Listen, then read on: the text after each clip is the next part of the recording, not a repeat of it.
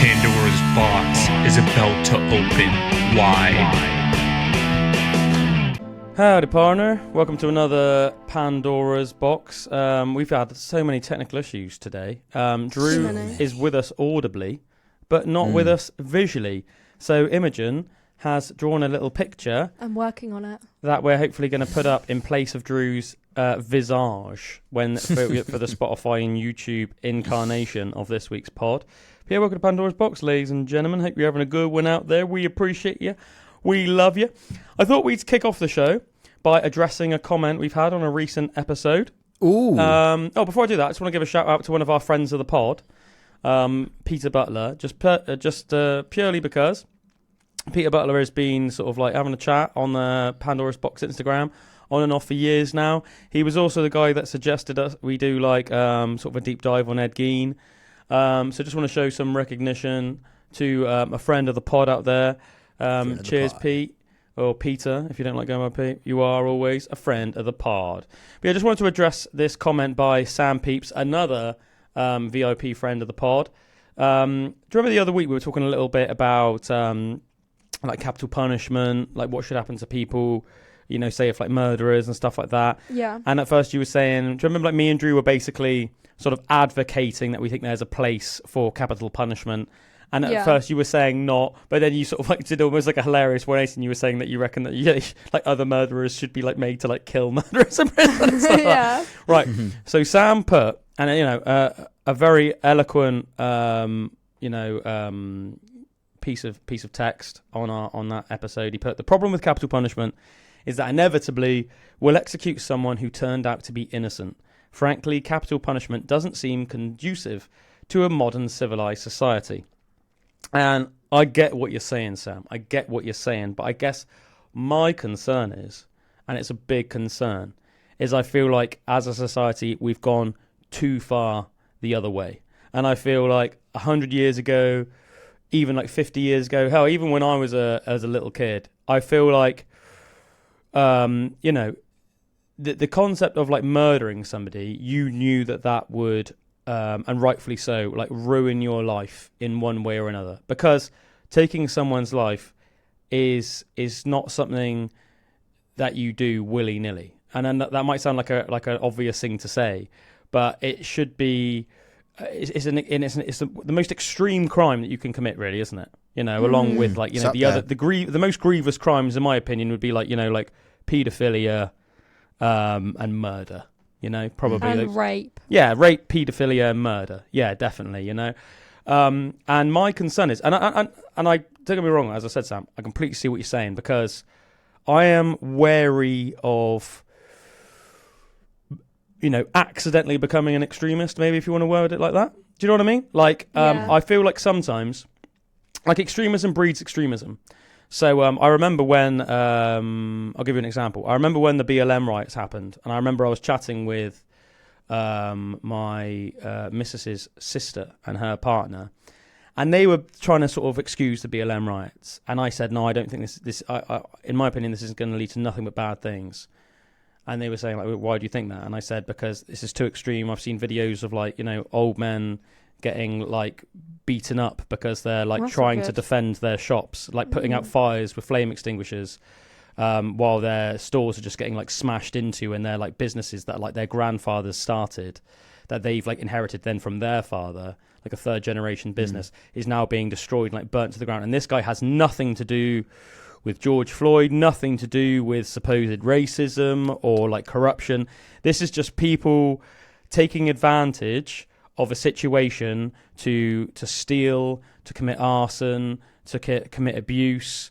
And I was like, and not only is it awful in its own right, but when you have extreme things like this happening, the pendulum eventually will swing the other way. And I think you can see some good examples at the moment. So I remember, do you guys know who Gina Carano is? Never heard so of Gina Carano, do you remember in the Mandalorian, Drew, in the first couple of seasons, she played this like badass female, like I think she was like a bounty hunter, and she was like this really badass female character in the Mandalorian. And she got cancelled, but she got fired from Disney. She essentially got cancelled by the left because she spoke out against mandatory COVID vaccines, things like that. She wasn't even like anti-vax necessarily. She just basically said that she didn't want to take it. She thought that was her right, and she didn't think they should be mandatory. Because of that, basically, she lost her job. And obviously, a lot of people were saying at the time it was super corrupt.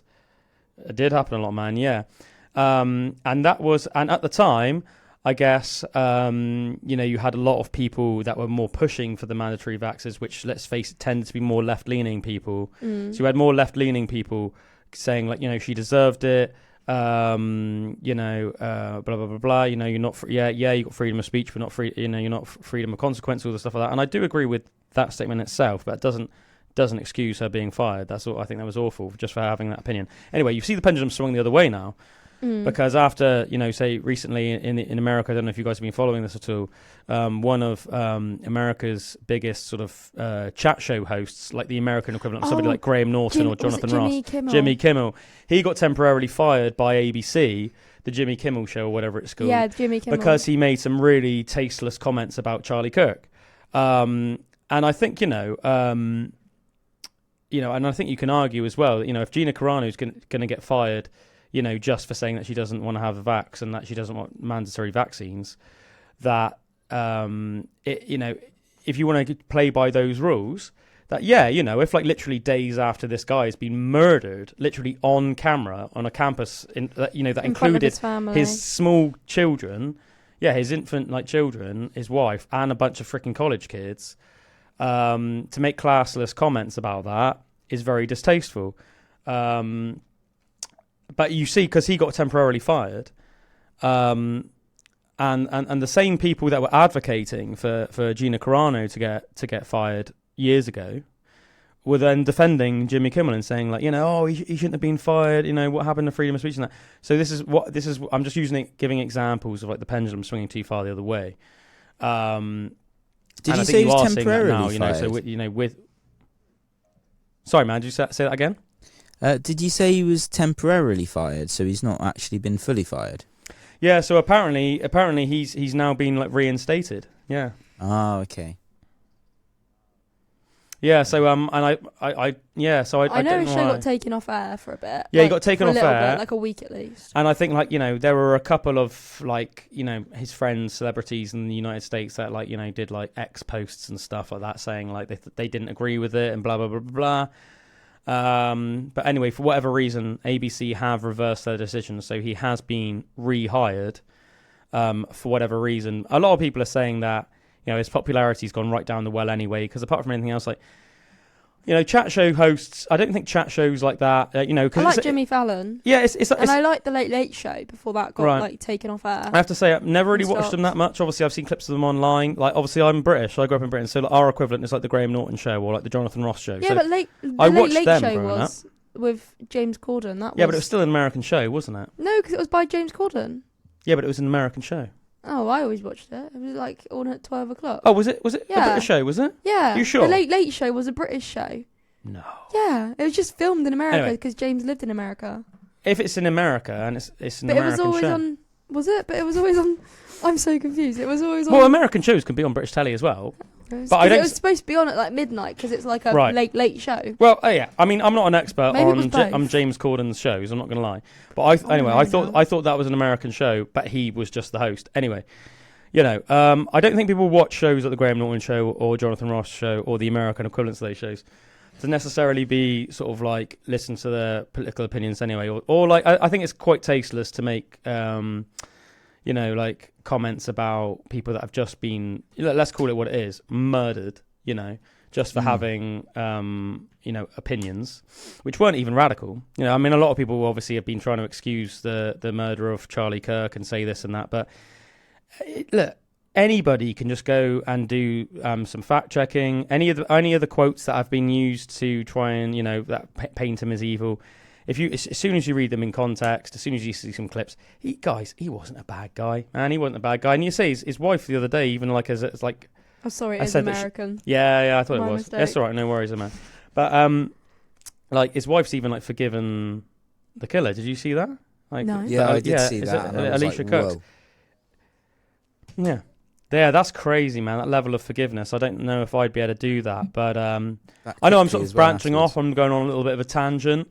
I will. Don't worry. I will, and I will link this back to the original point, Sam.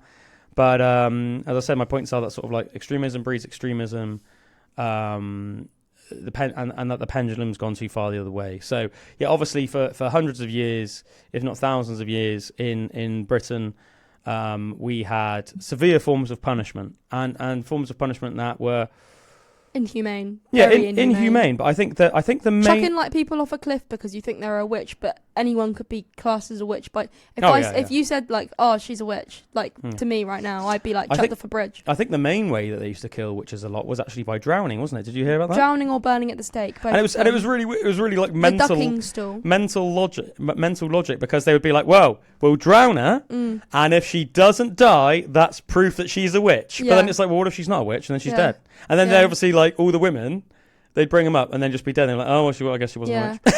But it's like, well, she's dead now. I think it was called the ducking stool. You nut job. I think it's called, and it's like a big machine that just ducks them. It's down. almost like a simple lever. There was one called the ducking stool, and then there was another one called the clucking stool or something like that.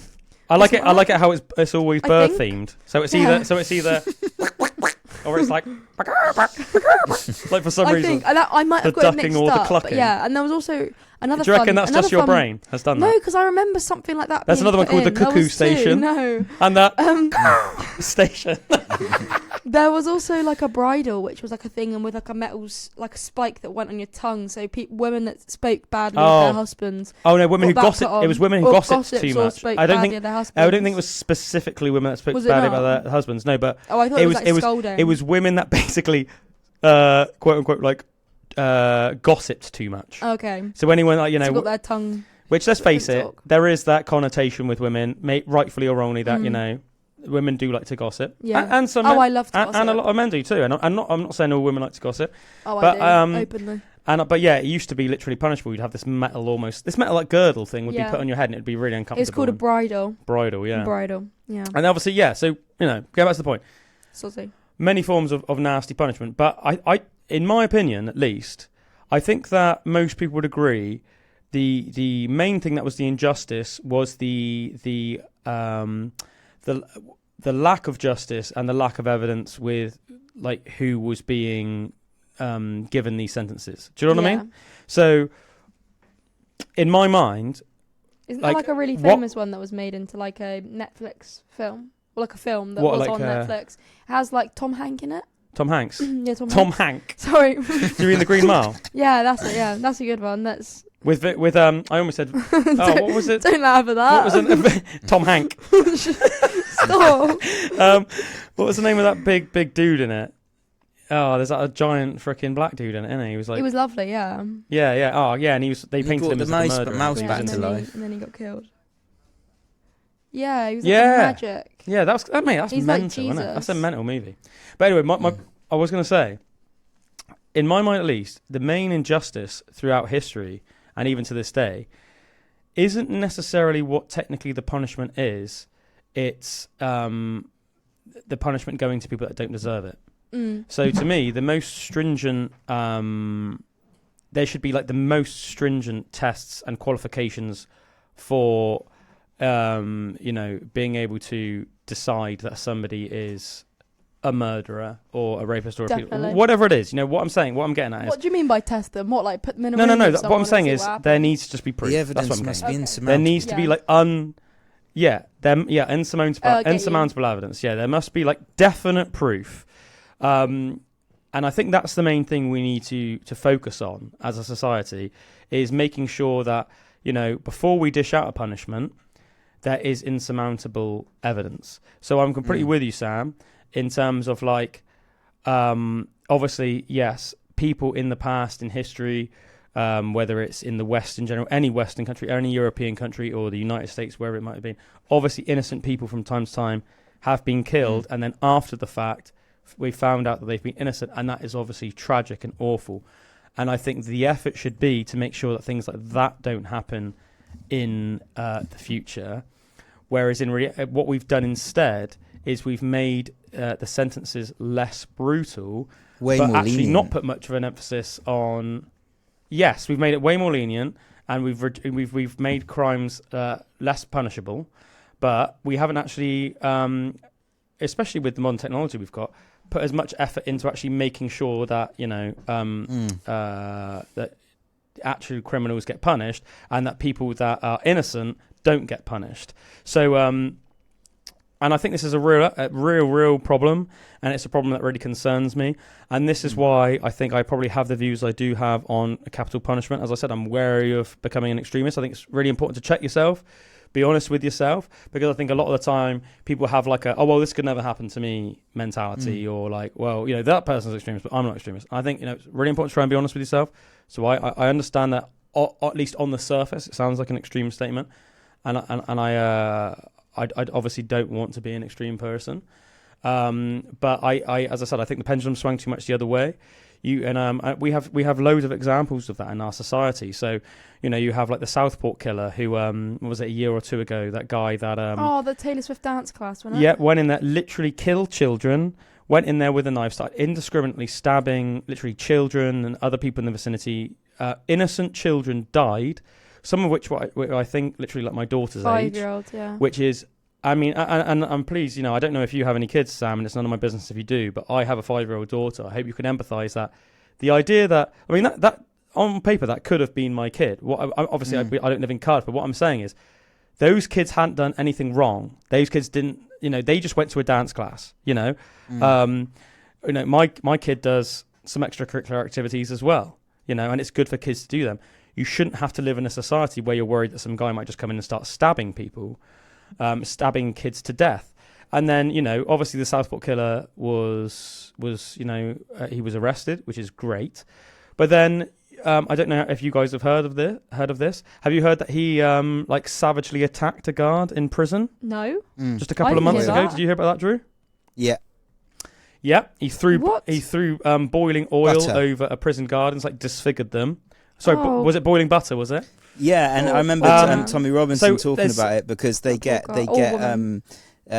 he had still had a kitchen and stuff that they could cook food in that, and they get these rations of butter. So he'd saved up some rations of butter and just heated up the butter in the pan, so it's like boiling, and then chucked that all over a female guard.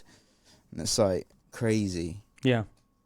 Chucked it all over. Was it a female guard? Was it? I thought it was a female guard. I might be wrong about that, but I thought it was. Yeah, well, whoever it was, either way, absolutely atrocious. But I think, and there seems to be a problem in prisons in general, and people look into this, and Sam, look into it yourself if you have the time and you're interested, where it seems to be that prison guards are more scared of the inmates nowadays. I don't get why they're allowed all these different privileges. They're in prison for a reason. This is exactly my point, Imogen. Right, so it seems like prison guards are more scared of inmates than inmates are of prison guards nowadays.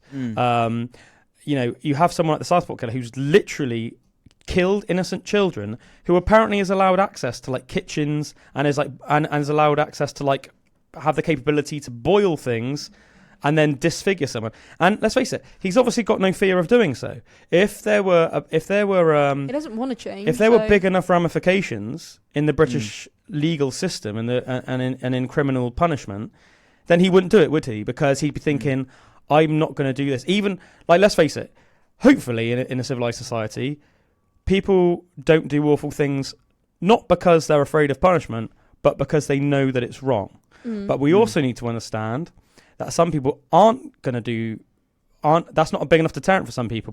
Some people aren't just going to do the right thing because they know it's the right thing. Some people need a serious deterrent, and that deterrent might be some sort of physical punishment. It might be some sort of societal punishment, so it could be, let's face it, like life in prison, right? That should be, life in solitary confinement.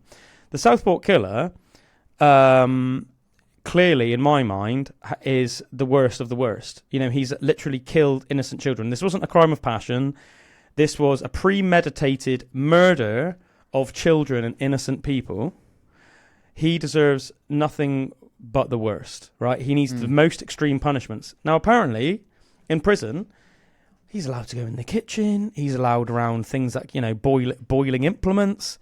He obviously has no fear of ramifications because he's willy-nilly boiling people. Whether he's a psychopath or not, that's besides the point. We are failing our society. We are failing innocence in our society.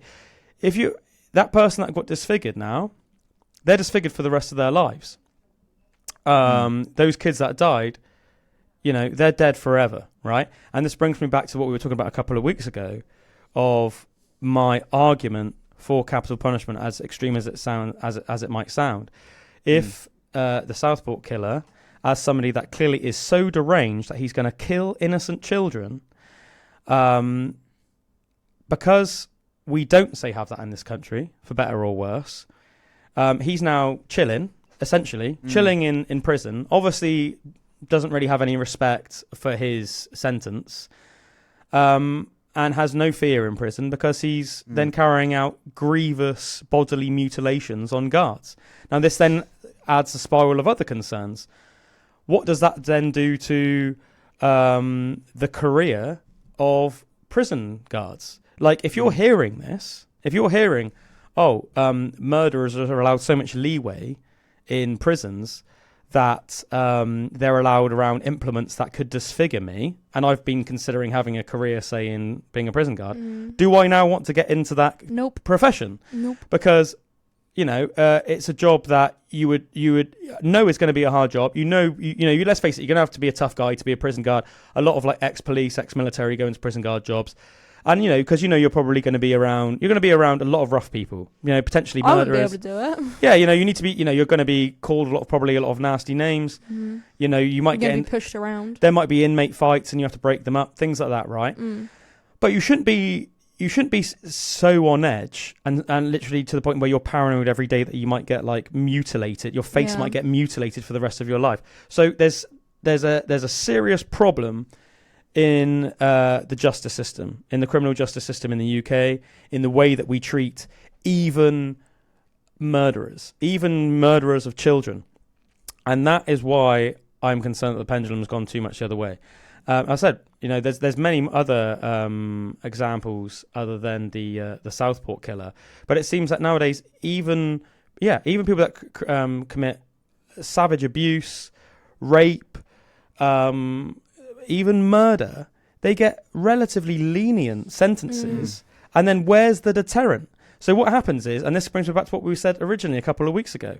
So then what happens is when they inevitably eventually get out, right, innocent people might end up getting killed again or might end up getting raped again. And in my mind, although I know that initially the statement of entertaining capital punishment sounds extreme, and I completely understand that, because it sounds extreme to me too. I want to make that clear. Right? I understand that it sounds extreme. But I think when you do a deep dive into it, when you weigh everything up and you realise that, this is a serious problem that we have, and by these murderers and these rapists and these paedophiles and whatever having such lenient sentences and then eventually getting back out into the public, that innocent, decent people could have their lives ruined by this forever. And what point do you draw the line and decide that it's better to humanely kill that person because rather than multiple innocent people die? And as Drew pointed out when we were talking about it last time, it's not. You then add on to that the taxpayers' drain. The fact that we are paying for prisons. And let's face it, we're in an economic crisis. A lot of people are hard up. Somehow, everyone. I mean, it's amazing in itself that everyone has adjusted like they have in the last sort of 5 or 6 years to the way that the economy is, because the economy is the worst it's been in. I can't remember the figures, but even in there was a massive economic crash in 2008. A lot of people, at least older than Imogen, will remember this, right? There was a big economic collapse in 2008. The economy in the UK is worse now than it was then, and at the time that was a massive deal. I don't know if you really remember, Drew, because we would have obviously only 18, so it wasn't like I remember. It wasn't like directly affecting us then as much as it would be now. But I remember it was super stressing out certain members of my family, and it was a stressful time. But all of our economic figures are actually worse off now than they were then. So it's amazing in itself that the majority of Britain are actually getting on as well as they are. When you then add in the fact that all the taxpayer strain that we have on funding all these prisons, paying for all the food that all these murderers eat, that then want to kill our children, blah, blah, blah. At what point do you draw a line? At which point do you decide that the criminal justice system has become too lenient? And then what do you do? What do you do to rectify those wrongs? And I mean, I've looked up some figures as well, and I tried to get as accurate figures as I could. These are accurate figures. What I meant to say is as up-to-date figures as I could. Unfortunately, these figures are only up to date in 2018. But I think, in a way, that actually makes it worse. Because we know for a fact that in the last 7 years, crime has actually become much worse in the UK than it was in 2018. Mm-hmm. But even listen to these figures, and these figures were only up to date in 2018. So in 2018, the latest figures showed that only 9% of crimes ended with suspects being charged or summoned in England and Wales. And those are official Home Office figures. In the 12 months to March, 443,000 crimes resulted in a charge or summons out of 4.6 million offences. So out of 4.6 million offences, only 443,000 of those crimes resulted in somebody actually going to court or being charged. That was the lowest detection rate in 3 years at the time. Data also showed that police closed nearly half, officially 48%, of all cases because no suspects could be identified. It came as the latest figures showed the number of homicides has increased for the 4th year running. So in 2018, for the 4th year running, homicides were just getting worse, increasing year to year. And as I said, on our 7th year streak. And I know that crime across the board has just gotten worse since, especially violent crime. Definitely are them. Yeah, the Home Office statistics in 2018 on crime outcomes were published at the same time as quarterly crime figures and the crime survey for England and Wales, which is based on people's experiences of crime. Overall, crimes recorded by police went up 11% in the year to March, figures published by the Office for National Statistics. The Home Office said that along with a growing caseload, there was evidence to suggest that more recorded crimes were in the most challenging offence types as well. It's not only are crimes going up, but the majority of crimes that are going up are actually the worst crimes in our society. Let's take the case of sexual offences. Sexual offences went up 24% just between 2017 to 2018. 24%. That's crazy. Nearly. Mm-hmm. That's a freaking quarter. What's like sexual offences is like rape, sexual assault. And basically anything rape. From an unwanted, I guess, grope all the way up to full on rape. Oh, okay. But I mean, let's face it, we all know. It's definitely what sexual assault is because it's clear when somebody's crossed the line, isn't it? Yeah. Anyway, you don't go around groping people. No. Just no. unless it's clear that it's mutually wanted. Rape cases take an average of 129 days to solve, compared with, on average, apparently just 2 days for theft or criminal damage, although they've been on the rise as well. Home Office figures showed in 2018 a continuing downward trend, with the proportion of cases resolved, falling from 15 to just 9%. So just 9% of rape cases were solved in 2018. And as I said, I'm pretty damn certain it's gotten worse since then. So 100%. 9%. Yeah, 9% is shockingly low. 1,000% is worse by then. Yeah. In 2018, there was also a fall in the number of cautions and penalty notices served to adults and young people, from about 112,000 in the 12 months to March 2017, down to 88,000 a year later.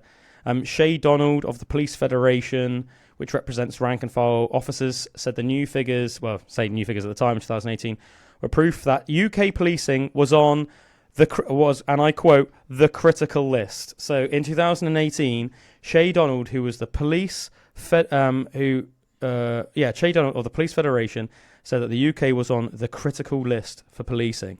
As I said, and we know that the figures have gotten worse since then. This is a quote by him. He literally said, this is a quote, "We are sleepwalking into a nightmare," right?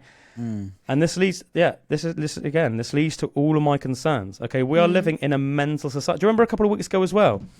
I can't remember if it was the same episode. We're talking. I said about how for like Australia and Canada and several other countries now, we've we've changed. It's changed our designation. We've become like a more we've become designated as a more dangerous country to travel to. Yes.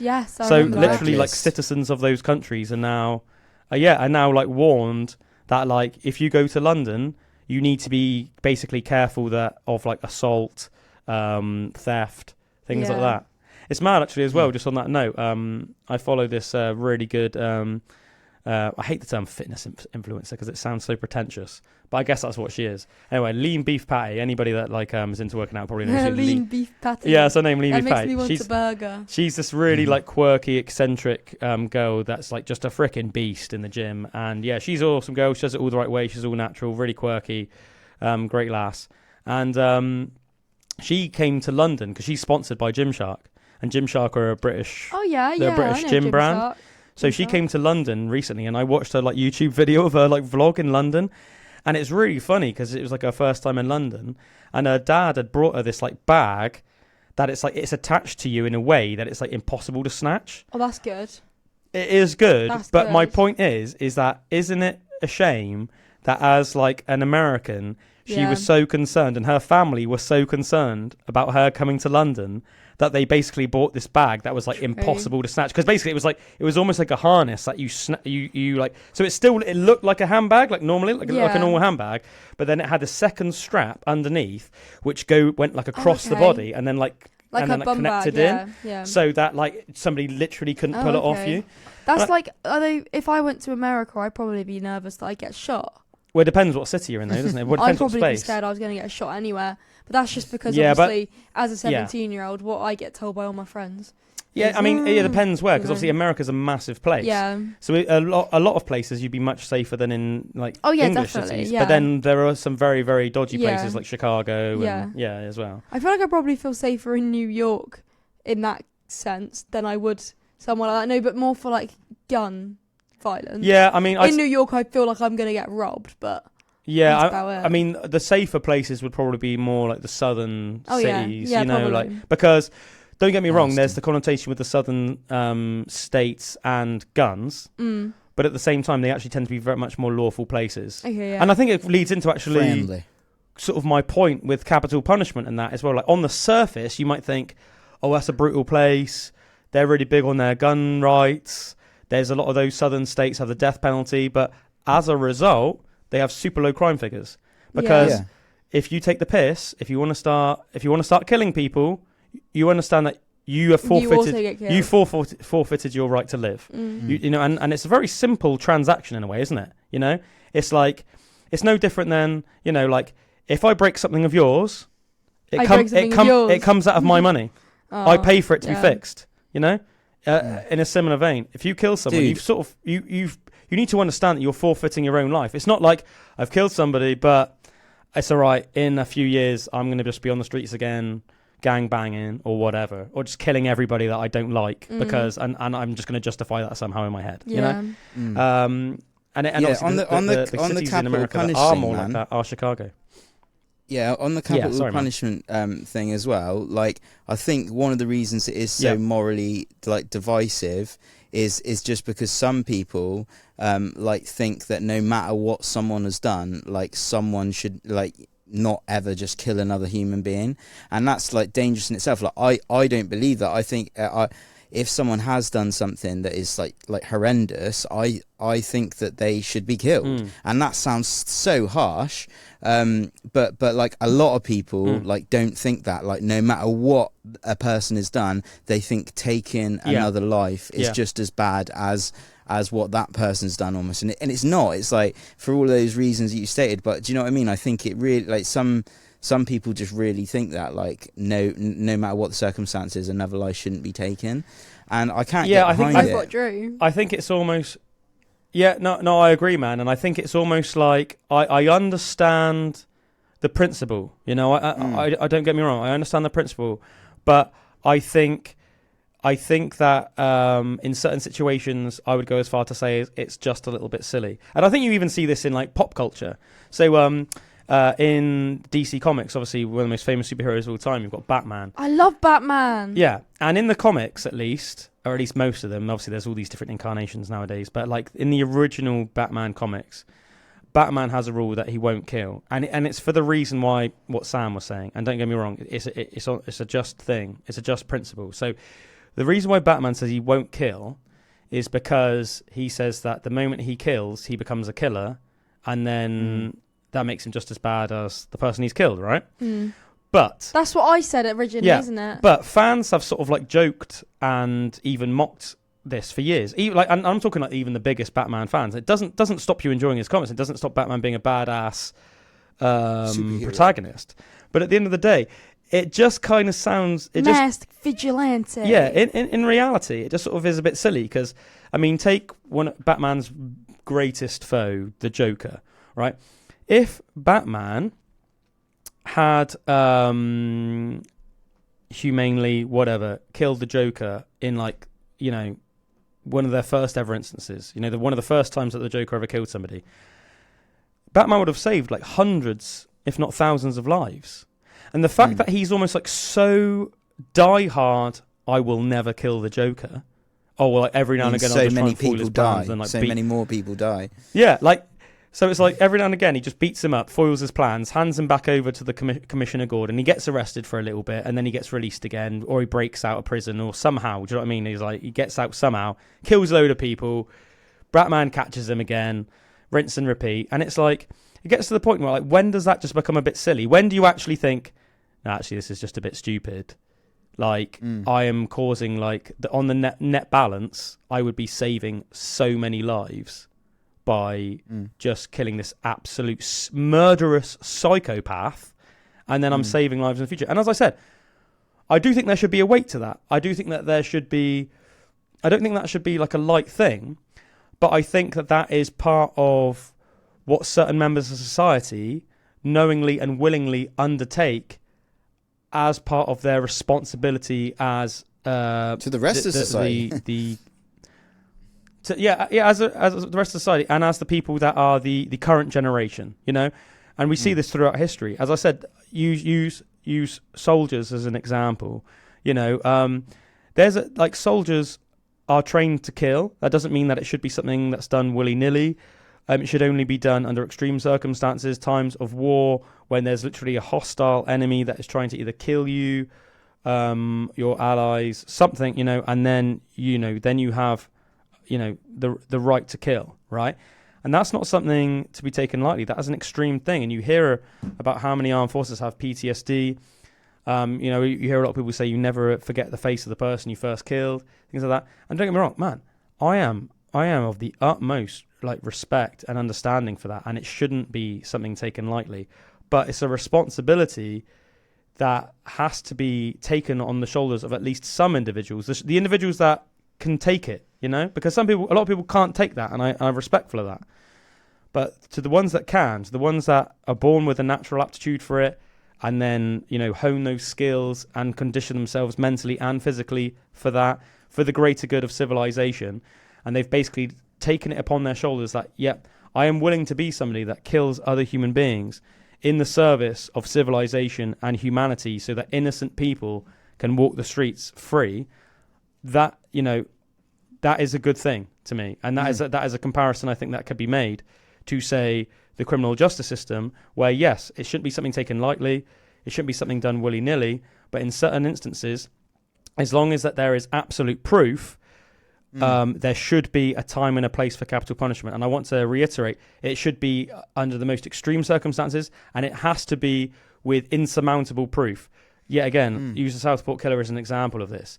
There is no way that the Southport killer did not commit those atrocities. You know, he was captured in person on the scene. That's like bringing war to society, like those things, isn't it? It's almost a similar thing. It's, you know, it's as war. Sorry, like, you know, if someone are doing acts like that, then that's worse than when someone defending their country in a war, like what you see happen. You know, it's almost like it's happening within our society. So why shouldn't it be treated with the same extreme action? You know, because wrong word for it, but do you know what I mean? Like, because I understand that. Yeah, exactly. And I think, you know, Sam's concerns about somebody innocent eventually being given the death penalty, and that would be like a matter of time until that would happen. As I said, what I think about all of the innocent people that were raped? I think that there are ways around that. Yeah, and I think there are ways around that as well. And again, I think that the death penalty should only ever apply to, there is literally zero doubt, and I mean zero doubt, that you've got the person that has committed the crime. And as I said, let's use the Southport killer as an example. They didn't go around the Southport killer's house, decide that he kind of fitted the description of the guy that did the murders, and then took him and convicted him. As I said, he was tackled on the scene with the bloody knife in his hand. Like, it's 110% that he committed those crimes. There's zero doubt. I think he's even admitted it himself, isn't he? So in that instance, when you have an example like the Southport killer, I think that you then have somebody that, in my mind, justifies capital punishment, justifies the death penalty. And as I said, I don't think it should be in this like crazy vengeful way even. I think it should be done humanely, because it's not about this weird vengeful thing, tying a guy to a chair and then cutting his fingers off or anything like crazy like that. It's just about removing the problem. This person is damaged in the head, clearly. They don't really show any remorse for their actions. They killed innocent people, innocent children, which is like the worst of the worst. He was caught on the scene. There's no doubt in anybody's mind that he did it. Let's remove him from the equation of society. Society is better off without him. It's like removing a tumor, or it's like removing it. It's like taking antibiotics to kill a bad infection. In my mind, it's no different. You can't overly trivialize that. It needs to be done. And I think, as I said, only be done in situations where there is insurmountable evidence, which obviously means that in cases where there isn't, that it should be treated the same way that it is now. If you can't solve a crime, then you can't solve a crime. And I think obviously, but that's another issue as well. And obviously that goes back to what I was saying earlier on, all those 2018 statistics. The criminal justice system is damaged in this system. It's flawed. It's not working. So I think that needs to be tackled. We obviously need to be, and as I said, I'm not acting like I have all the answers, of course, right? We had my Uncle Dom on, who had 25 years, who served 25 years as a police officer. He said he left the police force because of how corrupt it was becoming, because of how bad it was becoming, and it put him off. He said that he knew other really good police officers as well, some of which were ex-military guys, guys that you really, the sort of people that you want tackling crime, tackling murder, tackling thefts. And they've all been put off and they've all left because the police force has become corrupt. It's become all about ticking boxes, and it's become like this really mental, almost like organization. So it needs, to be honest, almost to be a rejig. Yeah, it needs to almost be like taken down and almost like reformed from the ground up. It needs to be almost like completely reformed from the ground up, because the way it is at the moment is not good. I think the way that the overly lenient sentences, the lack of crimes that are actually being tackled. As I said, we know it's like a fact that in London now, they won't even like look into like bike thefts or anything. You could have like a £200, £300, £400 bike. If it gets stolen, I remember I watched a YouTube video. Somebody did a test where they locked up their bike literally outside a police station, the police station that's closest to Big Ben. I can't remember the name of the borough. There was a police station right next to Big Ben. And they literally locked their bike up right outside the police station. And within 24 hours, somebody nicked it. And they reported it to the police. And were like, yeah, you must have like CCTV outside the police station, blah, blah, blah. And then they eventually just got back into him and were like, yeah, sorry, we can't look into this case. And that. So it's like, I absolutely hate that, because bikes are so expensive as well. And it's like everyone wants you to take a different form of transport. How am I going to do that if my bike's getting stolen? But it's the fact that it's almost like slowly, it's almost like we're slowly trying to be, it's like they're trying to slowly convince us that it's normal for crimes to go unpunished. I know. Yeah, but then, normalising But then crime. what happens naturally is you have riots like we had in London recently. You had all those people have, what was it? They reckon, even though the BBC reported it as like a couple of 100,000 or whatever, million. They reckon it was between 2 and 3 million in reality. Apparently, the people who organise it with like riots and that always overestimate, and the people who of course are media always underestimate. So it's probably in between the two. Yeah, no, I think that's natural, isn't it? Yeah. That's natural. But yeah, I think that it's sad, really. I think when I was a kid, at least, and I mean, I was a naive kid at the time, of course, but I felt very much that like crime was a serious thing. So I thought, if somebody stole something, then you're gonna get your comeuppance.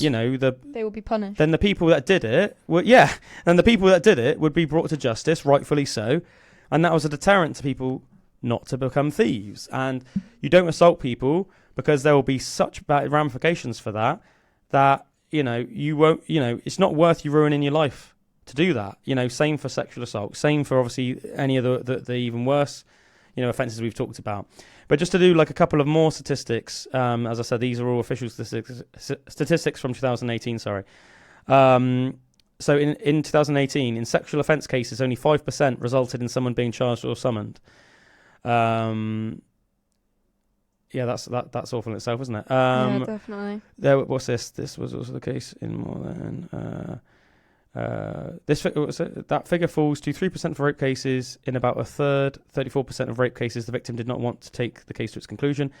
In all, 1 in 5 cases went unresolved because the victim did not support action, usually meaning they did not want to go through the courts.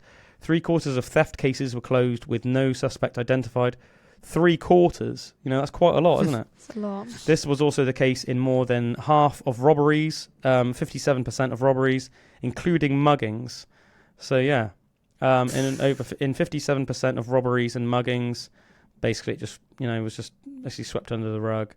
And yeah, I just think really to just hone in on what that that Shay Donald guy said of the Police Federation. He said literally we were sleepwalking into a nightmare, and that UK was on the critical list. And I think he said that in 2018.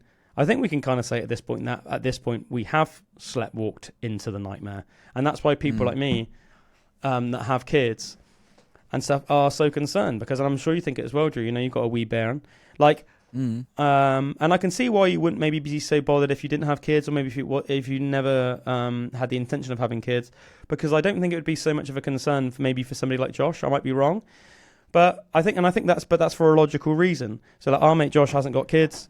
He's the same age as us. His missus is older than us. Probably never going to have kids at this point. Obviously I can't speak for them. Who knows? But I don't. That's really when you get a message later saying, "Yeah, bro." But I mean, they never really seem like that bothered to, and I said rather just go to gigs and stuff, and that's cool. Fair enough. Each their own. But Josh is probably thinking, he's a fully grown man. He's thinking his end game is basically, without being morbid, when he dies. Mine and Drew's end game isn't when we die, because we've got kids. So we are naturally going to worry about what's life going to be like for them when they're 15. What's life going to be like for them when they're 25? What's life going to be like that for them when they're 35? Is it going to be like frickin' Mad Max? Is it going to be like this dystopian frickin' world where they could be sexually assaulted or frickin' assaulted or murdered or It's definitely making me look at villages rather than cities and towns. It seems like cities and towns are just are aware most of this is you're seeing the worst of all of this stuff, but it is luckily I've mostly lived in rural places and you just see less of it there, but it's just worrying what's going on everywhere else. So thinking that when I was younger, just going up to London on my own, from 17 and stuff, and just staying over for a few nights and that I can't imagine wanting my kid to go to somewhere like London or a big city on their own at that age and stuff. With it's of course worry about all that stuff, but luckily it's not creeping into the exactly. I'm 17. Well, there you go. Imogen's 17. Her dad doesn't allowed to leave walk the village. to my college. Are you not? No. Well, I don't blame him, and I think I'd be the same. And I think when my daughter's your age, I can walk here during the day, and that's it. If she wanted to go to a gig in London, I would probably be like, "Oh, I know this might be really embarrassing for you. I'm sorry, but I'm gonna chaperone you." Yeah. And I'd be like, I'd be like, "Look, I don't necessarily have to be but I'll stand over there, even but if I'll I be just watching. go, even if it's a concert." But I'm going to be there the whole time. It's going to be full on Kevin Costner bodyguard style, so I can be if I need to, I can run in and be like, what are you doing?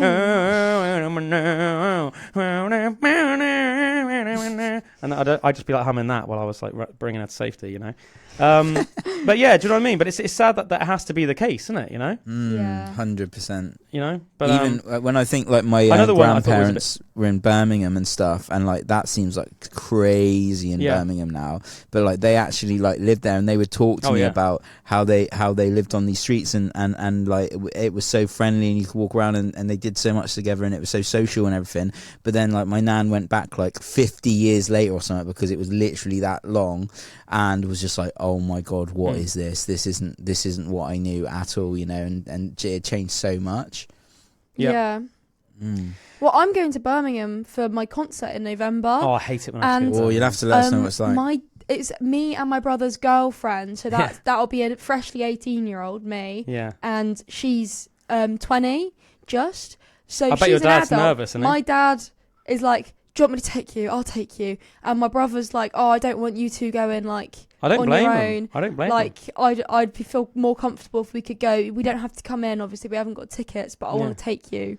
So well, yeah, you hear about all we're like, yeah, that's fine. I've been there before with like my mum and my best friend, who's obviously the same age as me, and we would get a message all the time from like my dad, like, oh, how are you? You all right? Yeah. What's everything doing? And obviously that was with my mum. So yeah, I would just say like be vigilant. Like obviously have a nice time, but like make you be aware of your surroundings. Yeah. Make sure you keep your phone handy. Oh yeah, I will. Yeah. You know, because I mean, you know, they're gonna literally stay right outside the whole time. Yeah, and it's like, you know, because you know, you don't want to be like living life on the edge. You want to be enjoying yourself, and it's not good to like, you know, I don't want to be like overly catastrophic in your thinking. But at the same time, I think you have to be realistic. Yeah, you know? Definitely. So it's like, it's all good and well being like, I don't want to be nihilistic. I don't want to be catastrophic in my thinking.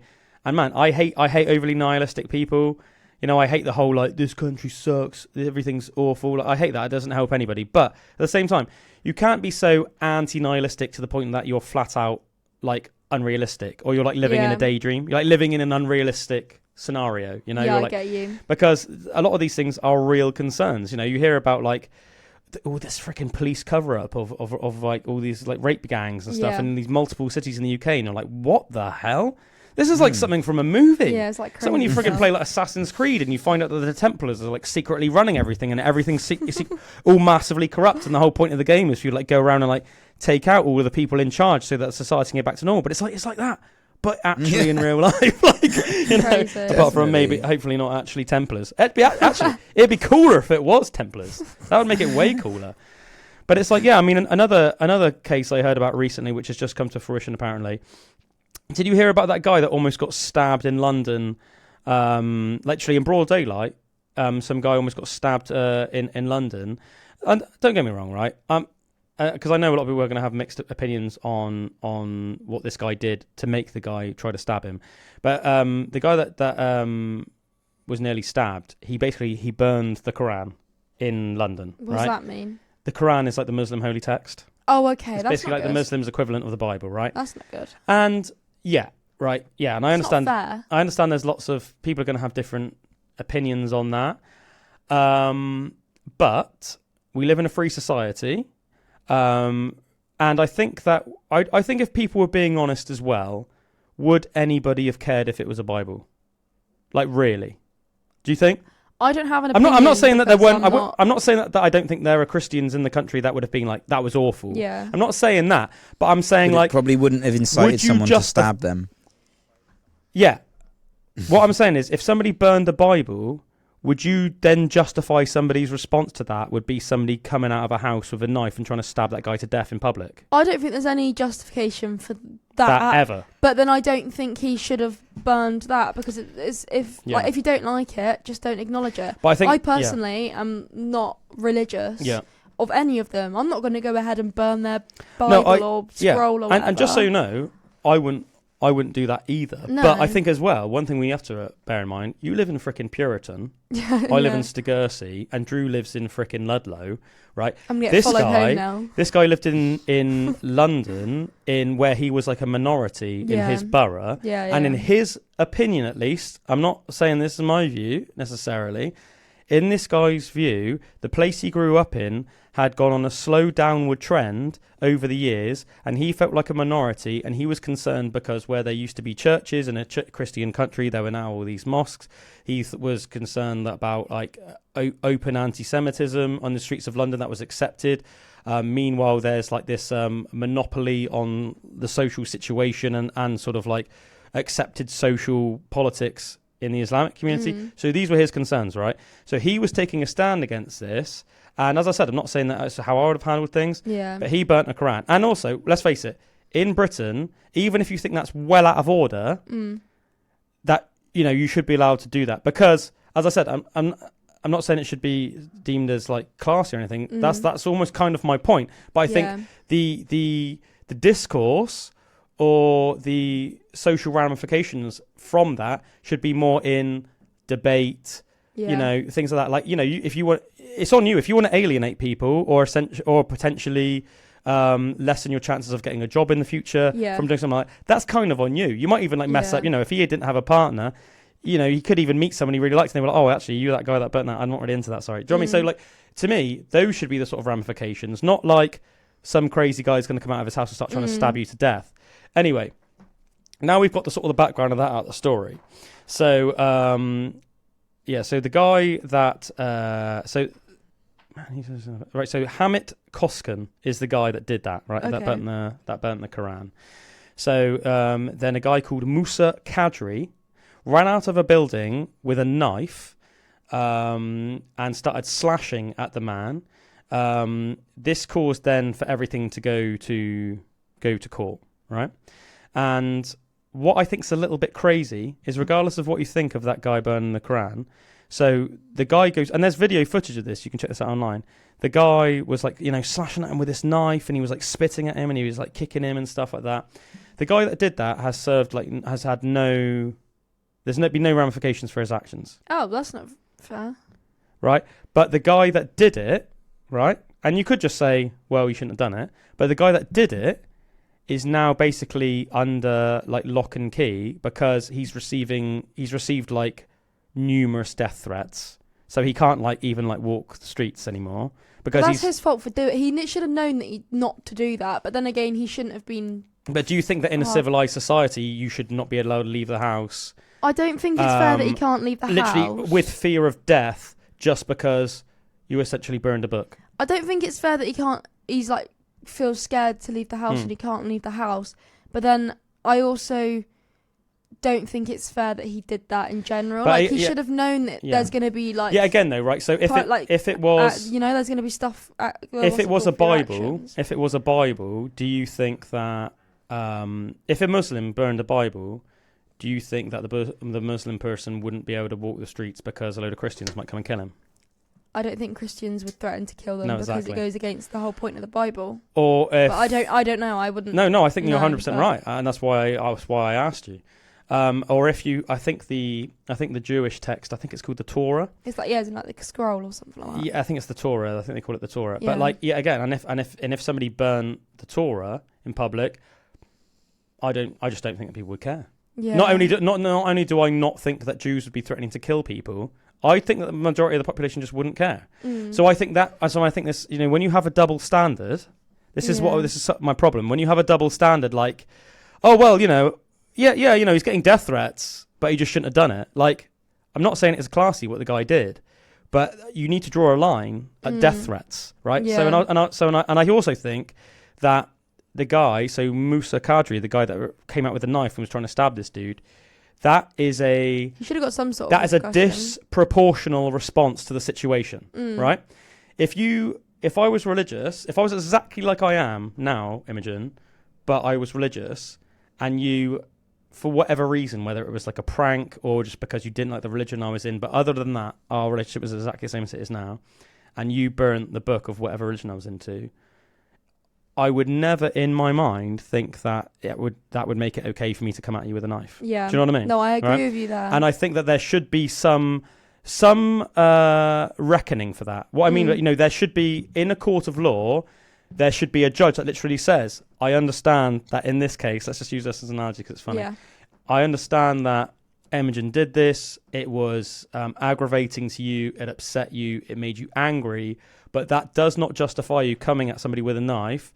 We need to make you aware of the fact that that is an unacceptable response to the situation. It's like what you do in primary school. So you're going to have to do community service, maybe like, I don't know, a month in jail and some community service. And then I would go, and I would need to reconcile that in my mind to go, yeah, actually that's correct. Like in England at least, look, if I have such a problem with that, I need to move to a country where that is deemed socially acceptable.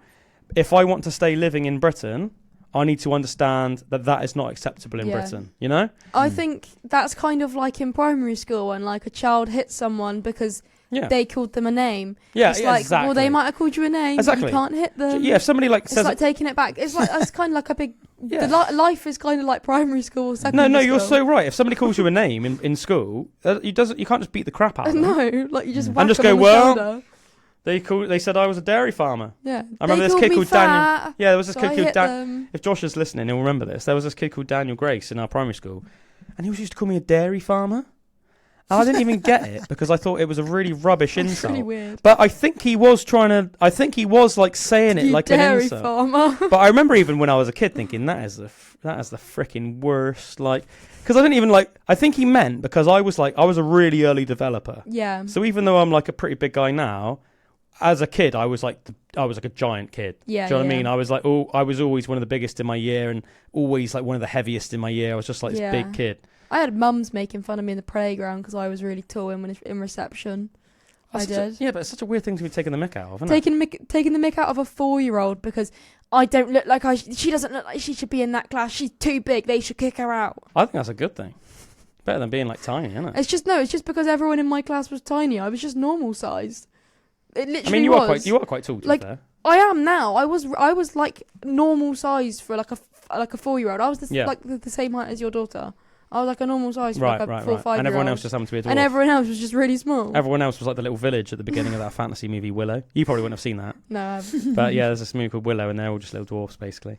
But yeah, sorry, just to wrap up this story. So, because this only came out recently, because they went to court recently, even though the guy that burned the Crown, that happened a little while ago now, I think it was like a year ago or something. So, during the sentencing remarks, the judge of this case said that Musa Kadri would be spared jail time. He noted that he was the guy that tried to stab Hamit Koskin was 59 years old and of hitherto exemplary character. He said, "You are a loved husband and father, a hard worker, and someone who those around you have written on your behalf and praised you highly. You are also relied upon as a carer and much respected in your work." And that is why basically the judge let him off. But I think the thing is with that's all good and well, but it doesn't really stop what he did. Yeah. Do you know what I mean? Like, and what's that saying to other people as well? Like saying, exactly. Like if I just did something atrocious to either one of you now, but then because my wife and my mum and my grandma, hit me. Oh, Calum. Yeah. Like, oh man, what? Yeah. Just wrote a letter to the judge and I'm like, well, he's a good husband and he's a good son and he's a good grandson, so. Like it doesn't change. Go on, let him off. Whatever I've done. Do you know what I mean? He didn't actually hit me. That was a joke. Before anyone gets mad at Calum, he didn't hit me. No. I'm fine. Thanks for clearing that up. It's all right. Frickin' slander. Yeah, Jesus Christ. Oh yeah, because I'm a child as well. Oh, that would have been really bad for you. Oh man, she's just trying to ruin my life over here, this kid. And I gave her work experience. No, you're fine. No, I'd write on your behalf. You're fired. I'll write on your behalf. Thanks. Cheers. Write to the judge on my behalf.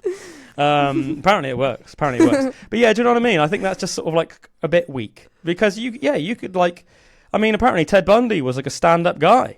Apart from the fact that he like killed women. Do you know what I mean? Like, do you know what I mean? Like, they used to call him like hot and stuff, didn't they? Yeah, and apparently he was like super smart, super charming. Like in every other area of his life, he was like excelling. I swear they like found him out and was like, nah, it can't be him. He's a chill guy. He didn't kill people. Yeah, so I just don't think, as Drew said, it's not a good message. If the judge is like, oh well, seems like you're pretty sound. Other than people this are thing. Funny things. I mean, yeah, but I know you're trying to like stab a guy in the middle of the street in the middle of the day to death, but like apparently seems like you're sound, so don't worry about it. Yeah, and so anyway, meanwhile, so this guy's just been let off literally with just like not even really a slap on his wrist. Meanwhile, the man he slashed at, Hamit Koskin, Hammett was originally charged with CPS with intent to cause harassment, alarm, or distress against the religious institution of Islam.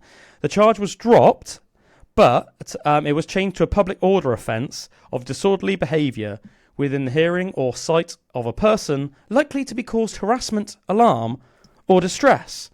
Part of the prosecution's evidence that Hammett had caused someone harassment, alarm, or distress was that Musa Kadri attacked him with a knife. So not only, and this is one of my problems with the British, criminal justice system nowadays. Not only was the guy that attacked the person with a knife, did they get off completely scot-free, but the guy that was attacked with a knife, one of the reason that he's been charged with a public order offence of disorderly behaviour was that somebody attacked him with a knife. So imagine if I attacked one of you guys with a knife, and then you guys got done with the public disorder offence. You made someone attack you with a knife. Me attacking you was evidence that you must have been doing something bad. Mate, that's mental. That's like going back to the Southport case. So yeah, he attacked people with a knife. What did they didn't do anything. So with those little kids, must have if they were still alive, would they have got bad. They would have given a public order offence. That's crazy. I didn't like that case that you just said about. That was weird. Yeah, because apparently that's a public order offence because that's going to cause harassment, alarm, or distress to psychopathic killers. Yeah, so when you listen to Good Times and Taylor Swift comes on, just don't dance. So yeah, also, that Hammett guy, the guy that was given the public order offence, he was ordered to pay £240, and he is now living in hiding due to what the police admit are credible threats to his life. So these aren't just like, someone sending him some nasty DMs. Yeah. There are credible threats to his life, and he's had to pay £240 to the criminal justice system. So he's living in fear of death and had to pay £240. Meanwhile, the guy that literally tried to stab him in the street in broad daylight. Yeah, sorry, I'm a bit special needs. Taking the mic. Was that? What did you just say? Taking the mic. Right. Yeah. Meanwhile, he's just gone free. Don't you think that's just mad? To me, that's crazy. Yeah, it's crazy. Madness. Absolutely crazy. Yeah, and I think you could go on. I mean, I know this isn't the UK, and as I said, but I think it's a problem in Europe and America at the moment. The guy that killed that poor Ukrainian woman the other week. Oh, yeah. Did you hear that he had something like over 20 previous 14, offences? Yeah. Some of which, and like they were saying that... Sorry, man? 14, I think it was 14, offences. Sorry, man. Yeah, you're a bit like. I've gone robotic. Andrew's in France today, so he's a bit mental. But did you? Sorry, was that 1-4 or 4-0? 1-4. Yeah, so 14. Yeah, so Robot Drew. 14. Nice. Imogen's doing some nice little pictures. Yeah, so we had 14 prior offences to the point where apparently, if it had all been processed, if those crimes had been processed correctly, he shouldn't have been out on the street. But because of how bad the criminal justice system is, it seems like both in America, Europe and the UK at the moment, that guy was just willy-nilly walking around and ended up stabbing an innocent woman in the neck to Didn't death. nobody help her either? Nobody helped her, no. They literally, there's like videos of them just like she gets stabbed. She's like shocked. The guy gets up, walks off, and everyone's like acting like literally like nothing happened. And then like I think one guy gets off and leaves himself. He's like, I don't want anything to do with this. And then the other people just sitting there, just like chilling, like madness, absolute madness. People, I can't even get my head around it. It's like, what is going on? How did we even get here in this conversation? Man, I don't know. Because obviously I started off the episode because I wanted to address friend of the pod Sam Peeps' comment. The comment, yes. So we've just been having a very heavy talk on the criminal justice system and stuff like that. Another one, this is a crazy one. This one happened in France. This is a really shocking one, disgusting one. Philippine Lenoir de Calum. I can't believe her name's Lenoir de Calum. So his name is, I guess, like in English, that would be like Philippa the Black, and then whatever de Calum means. Anyway, this 19-year-old girl called Philippine, French girl, apparently she was a brilliant student and a scout leader in France, went for a walk in Paris. What did I say about Paris, Imogen? It's like the slaggy one. Oh, I said it's like a dirty prostitute. That was it, yeah. Yeah. Sorry, wrong words. She went for a walk in Paris and never came home. Do you want me to tell you why she never came home? Did she get killed? She crossed paths with a man called Taha Ouladat, who is a 22-year-old Moroccan who was walking the streets despite being previously convicted of rape. He was supposed to be deported, but Morocco refused, so the French judge handling the case just released him onto the streets. That's stupid. What? Like, what? That poor girl. Like, what the hell is going on there? So they're like, right, you need to go back to Morocco.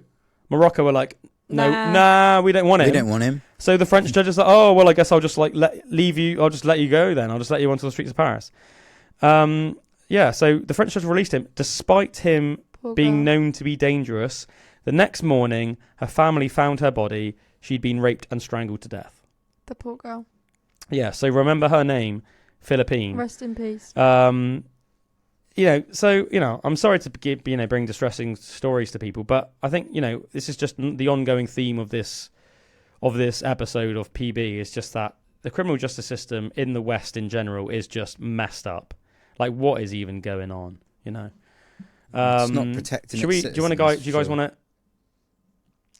Yeah, I know, and I think it's going to lead to a rise in vigilantism as well, naturally. But not like Batman. Well, no. Oh, well, hopefully that'd be cool. And that don't spoil this. That'd be really cool. That'd be really cool. Now I can't come out as Batman because everyone's gonna know. You spoiled it. Now there's gonna be like 20 people. Well, maybe I was just trying to like hype it up a little bit. Maybe I was just trying to hype it up, maybe, and then people would be like, oh. And then no, but now they get the hopes up. It was gonna be like a surprise, like a surprise. Are you going to do jazz hands? Yeah, I'm gonna do.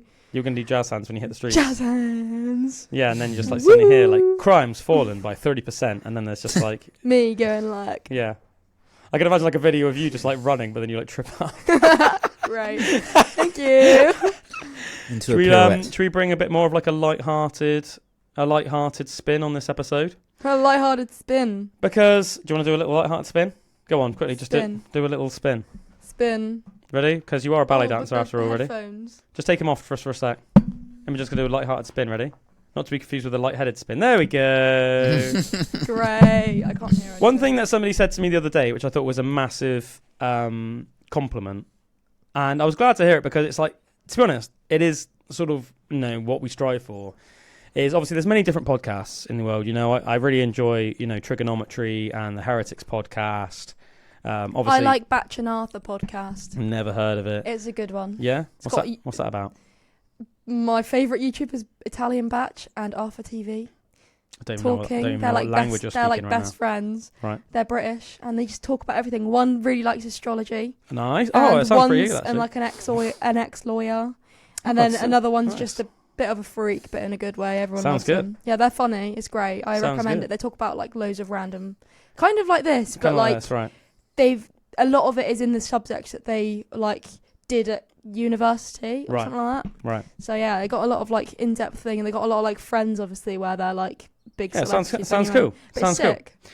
Yeah, so my point being, there's lots of different podcasts. I really like podcasts like Bad Friends with Andrew Sammartino and Bobby Lee, but that's just like almost like pure comedy. I then obviously really like stuff like Trigonometry and Heretics, which is like more like heavy, in-depth subjects. Obviously, I'm an OG fan of Joe Rogan's podcast. Obviously, so many good podcasts he's done over the years. Other podcasts I like as well. I really like Chris Williamson's podcast. What is it called? Modern Wisdom. That's really good. Yeah, but I think one thing we try and balance, the informative stuff, but with some humour. So I thought, heavy subject. I don't want to leave people on feeling too Danny Dyer. Oh mate, yeah, Danny Dyer, geezer. Danny Dyer's on Strictly Come Dancing. Is he? The woman one. His daughter. That is hilarious. Not him, his daughter. Right, that is so funny that he's on it. Right. No, but he's not on it. His daughter is. Oh right. Sorry. Danny Dyer. Danny Dyer. Not Danny Dyer. Danny Dyer. Like his daughter is called Danny Dyer. His daughter's called Danny Dyer. Yes. Are you kidding me? Yes. Danny Dyer called his daughter Danny Dyer. That's brilliant, mate. She won Love Island as well. What freaking nampty, mate. She won Love Island. I almost love the hilarious simplicity of that. Like, oh, Danny, what are you going to call your daughter? Danny. like that's just so comical. It's so funny. I could do that if I had a daughter as well. To finish off the episode, because that can be a girl's name as well. Drew Barrymore. If you had a daughter as well, I reckon she would look a bit like Drew Barrymore. So Drew, there you go. Maybe Drew Barrymore is a time traveller and she's actually your daughter. Whoa! But she changed her last name to Barrymore to throw you off. Yeah, I reckon. Anyway, after all of that serious chat, we're going to talk about bum facts, bottom facts. Yeah, literally facts of the bottom. My bum goes. Does it, Imogen? No, it's a song. Is it? No, women don't do any of that. I expect it does sometimes. No, women don't do any of that. No? No. Yeah, so this will be facts of the anus, facts of the rectum, facts of the derriere. What's your favourite planet? Uranus. Uranus. Nice one. I like that. So we'll kick off with some human anus facts. Did you know that I think a lot of people, if they were asked what do you think is the largest muscle on the human body, they'd think maybe the quads, maybe they'd say the back, maybe even some people would say... She said penis. He said anus. I love how just quiet in the back he went, did you say penis or anus? I said penis. You said penis? Penis. I love that. What's the biggest friggin' muscle in the body? I had it right. The penis. I love that. That is so almost deviant. I love that. Well, maybe it is for you, mate. Not all is so well endowed as you, bro. Not. Oh, what? I like it. Definitely not. Definitely not, mate. not in a million years. But yeah, I think a lot of people might even think maybe the chest. No. Well, actually, I suppose maybe in some crazy chicks, but those aren't muscle. Breast tissue obviously is made up of fatty tissue. That's why I say that I've got none, because I do ballet, so I'm so healthy. I've just got none. You know. Do you reckon? Yeah, make myself feel better. There you go. Just so fit. So fit and healthy. She does say so herself. But so just so you know, the human butt is actually the body's largest and strongest muscle group. That's right, the gluteus maximus. And the reason for that is because we are bipedal. Having a massive butt, at least, relatively speaking, is crucial for bipedalism and for injury prevention in bipedal creatures. What does bipedal mean? Means you walk on two legs. That's why it's bi. Bi means two. Oh, I forgot about that. That's why a bicep is called a bicep, because you've two parts to your bicep. You've got your long head and your short head. The quadriceps are called the quads because there's 4 muscles in your quads. Yeah. Oh, I didn't even think of that. 3. There you go.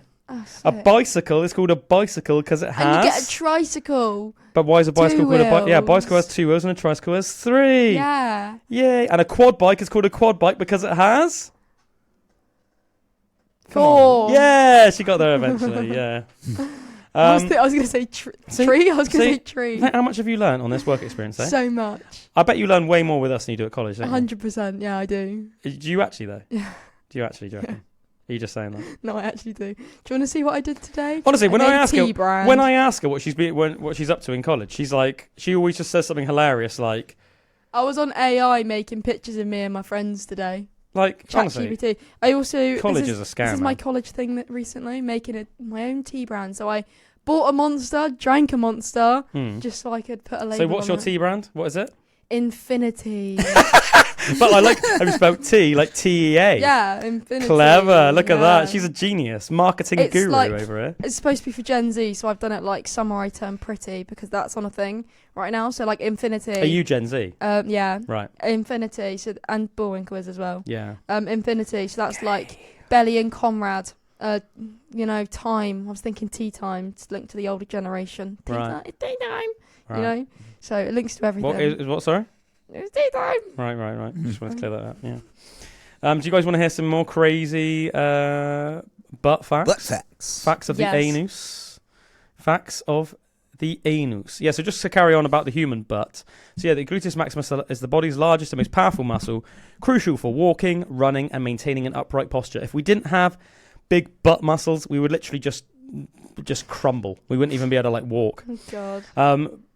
Big glutes, big butts are also important for pain prevention. Strengthening the glute muscles can help reduce back pain as they support the hips and the spine. The smaller and weaker your butt muscles are, the more of a strain it is on your lower spine and your hips. Fat in the buttocks and thigh area seems to have metabolic protection, and carry a lower cardiovascular risk than people that are more predisposed to abdominal fat. So there you go. So some people carry fat in the butt and the thighs. Other people are more likely to carry it in the abdominal area. But it seems to be more metabolically protective to carry your fat in your butt and your thighs. To be fair, though, it's not really like you can do anything about that. No. That's more like how you're born. But I guess it's survival of the fittest, isn't it? Yeah. I like hearing the delay between us and Drew. Yeah, sorry about that. We'll say something that's funny. We'll laugh, and then a couple seconds later, we'll hear Drew laugh, which I like that. That's it's because he's in the south of France. He's fishing the cup with his father, Glenn. Glenn Armstrong. See. I love that. Yeah. So yeah, basically, humans' butts evolved to be how they are when we started to evolve to be upright. Oh man, I've got some amazing butt facts for you though. Carry on. Do some amazing butt facts. So, have you guys ever heard of the bombardier beetle? Nope. No. No? Drew, have you ever heard of the bombardier beetle? I have not. I like to call beetle butts invertebrates. Get it? No. Not invertebrates. Invertebrates. It's a play on words. It's a dad joke. Don't worry about it. Went right over your head. Don't worry about it. You just made me look like an idiot on DAB Radio. Don't worry about it. That's so funny. Oh my God. Nah, the moment's passed. The moment's passed. Don't worry about it. So the bombardier beetle has a very impressive anus. Its anus could potentially kill. Yeah, I'm not even joking. Oh God. I forgot they had bums, to be fair. So, what, beetles? I forgot bugs had bums. I like the idea that every now and again you look at a beetle and you just think, you don't have a bum. Yeah, that's why they collect everyone else's poo. Dung beetles do, yeah. So, bombardier beetles, they are beetles that have that can basically, they are like the chemists of the beetle butt world. So they have the ability to shoot a boiling mix of chemicals out of their butts to escape predators. That's just poo. It's literally a butt attack. No, it's not poo. I'll tell you. Right. So Ainsley Seago, who is the associate curator of the invertebrate zoology. Sorry, is the associate curator of invertebrate zoology at the Carnegie Museum of Natural History in Pittsburgh, says that the bombardier beetle literally creates a chemical explosion. The bombardier beetle stores two chemicals, hydrogen peroxide and hydroquinone, in separate sacs in its abdomen. When threatened, it quickly mixes the chemicals together and then releases it out of its butt, out of its arse, and then shoots out the chemical concoction at temperatures of up to 100 degrees centigrade, which is scalding. How does it not kill them then? So it scalds you. How does it not scald them? Because they've evolved to be able to deal with it. But they're like really, really small. Yeah, but they are just badass little bombardier beetles. But they literally squirt you with 100 degrees, essentially like acid. Don't want to be squirted by that, do you? No. So like obviously as humans, it's more like an irritant. But if you were like the size of a bombardier beetle, you would literally just get like killed. You would like melt. God. You would like melt in this like scalding acid. That's pretty cool, isn't it? It's horrible. It's what's known as a powerful exothermic reaction. I can do that too. Or you can shoot a whole 100 degree exothermic reaction. Acid out of your butt. Yeah, don't cross me. I bet your boyfriend has to watch it. That's gross. Well, if he annoyed you, you just like squirt it at him. Oh, watch it as in like, go careful. I thought you meant he has to. Oh, Imogen. What is the matter with you? What kids these days? Wow, you didn't explain yourself. Well, they were like, wow. You would have thought it too if you were in my position. Not only that, but the bombardier beetle is got such a well-evolved destructive arse that it can spin its butt. Right. It can spin its butthole in 360-degree motion. Oh which my God. means that regardless of where you are, it can squirt you with it. It's getting so bright. What's going on? Heaven has come out. You're like God.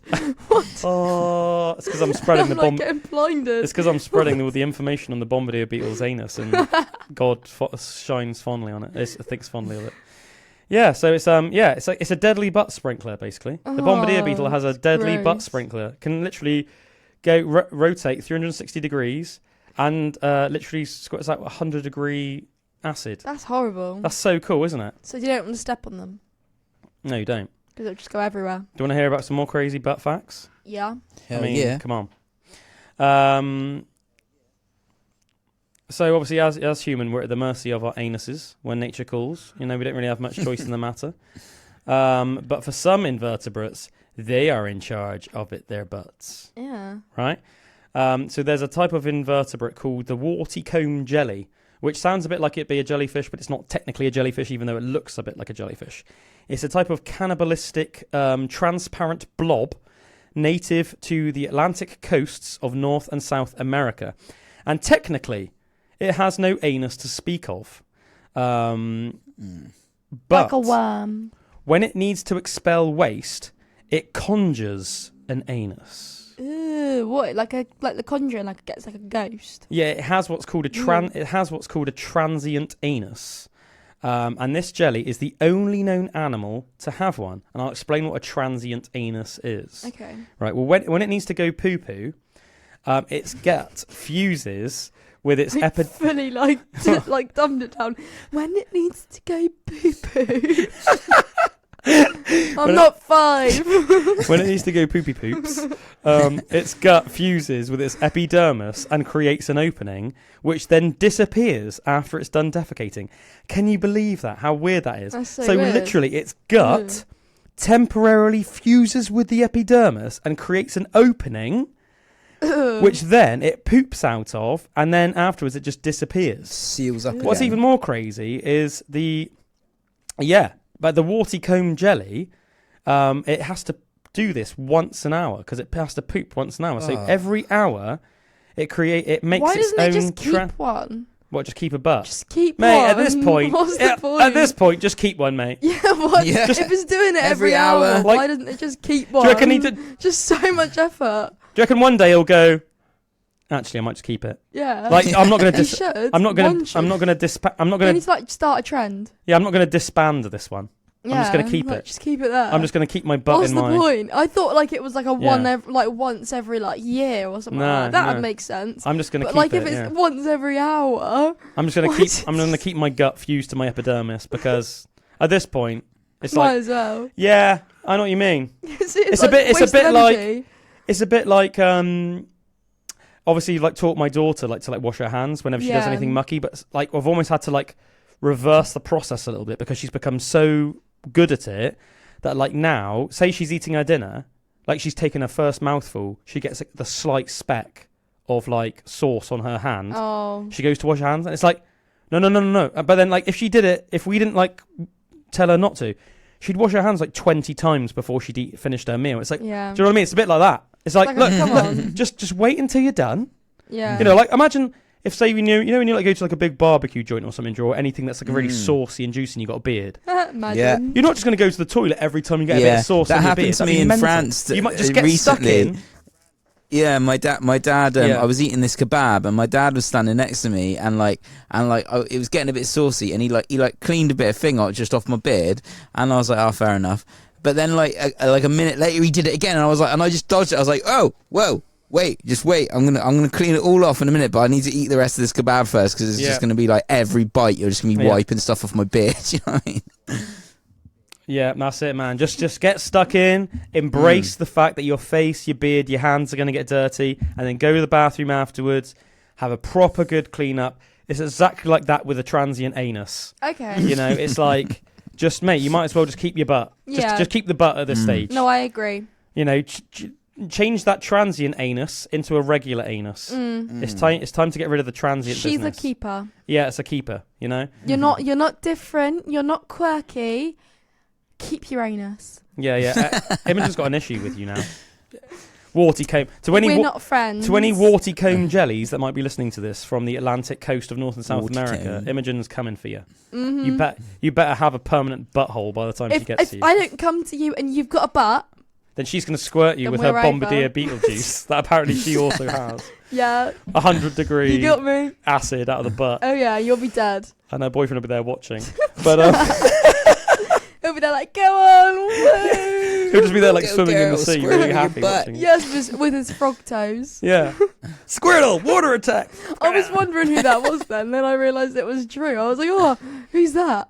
It's the ghost just talking to you about, Oh. But it's quite interesting because that warty comb jelly, I say interesting creature, isn't it? It's cannibalistic and it's got a transient butthole.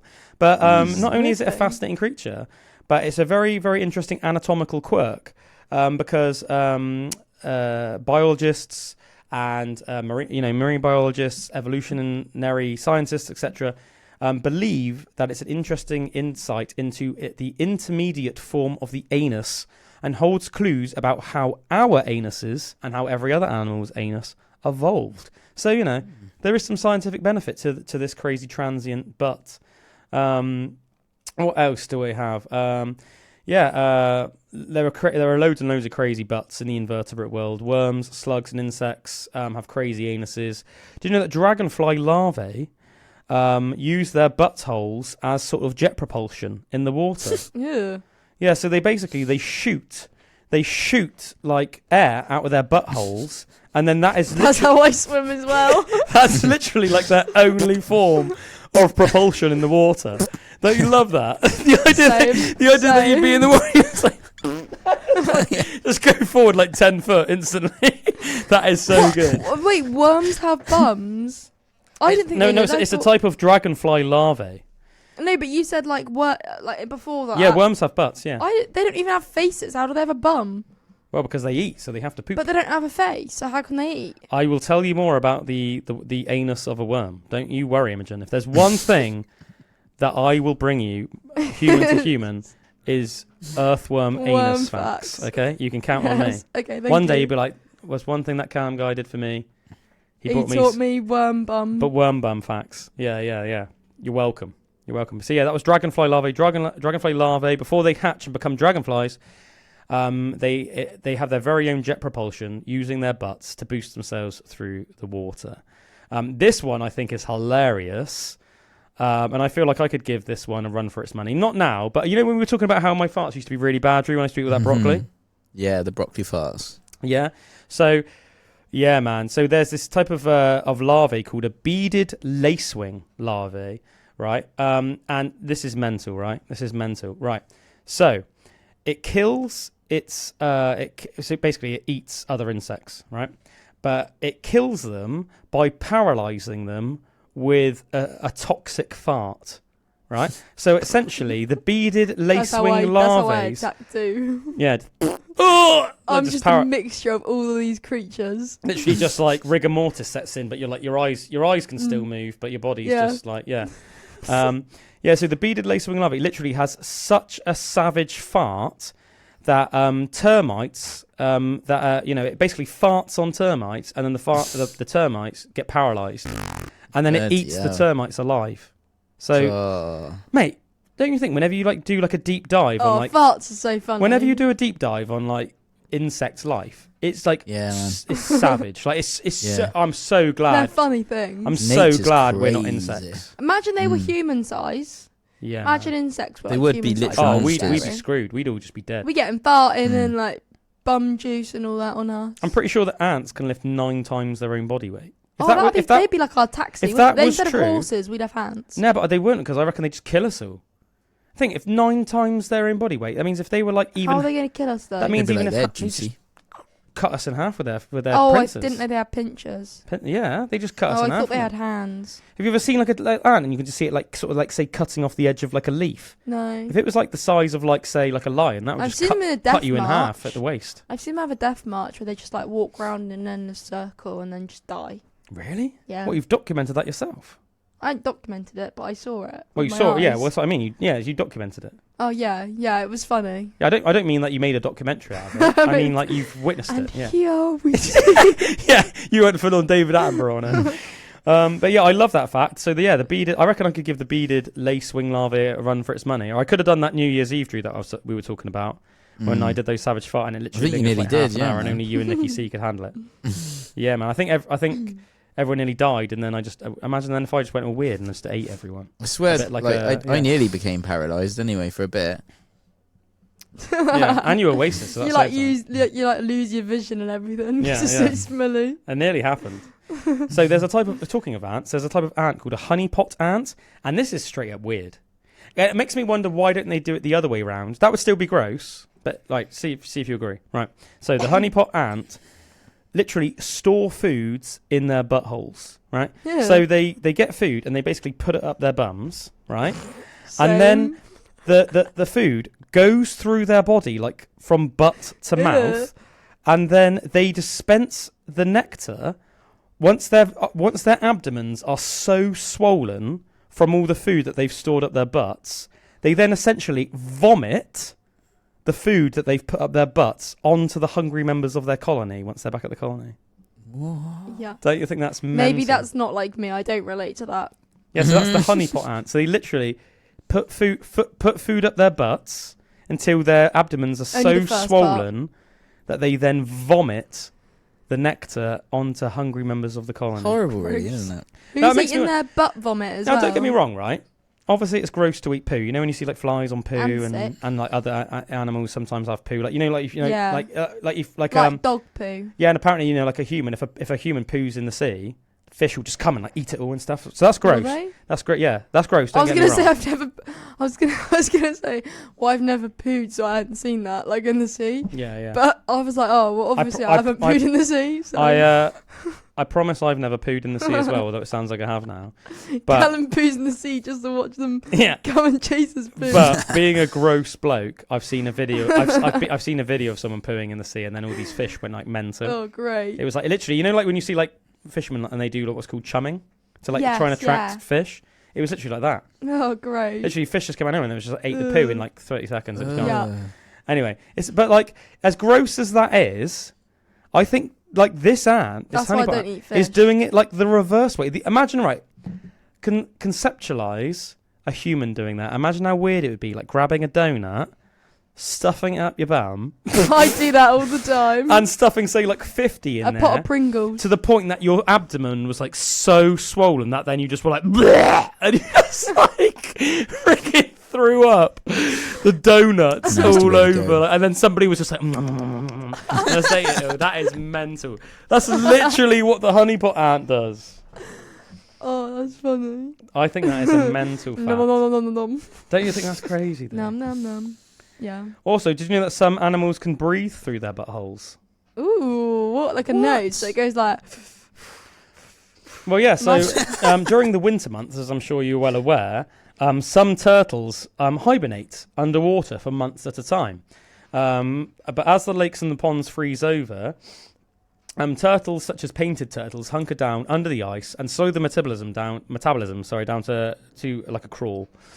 But because they're air-breathing reptiles, that raises the problem of getting enough oxygen while they're submerged in hibernation for months at a time. Well, their butts come to the rescue.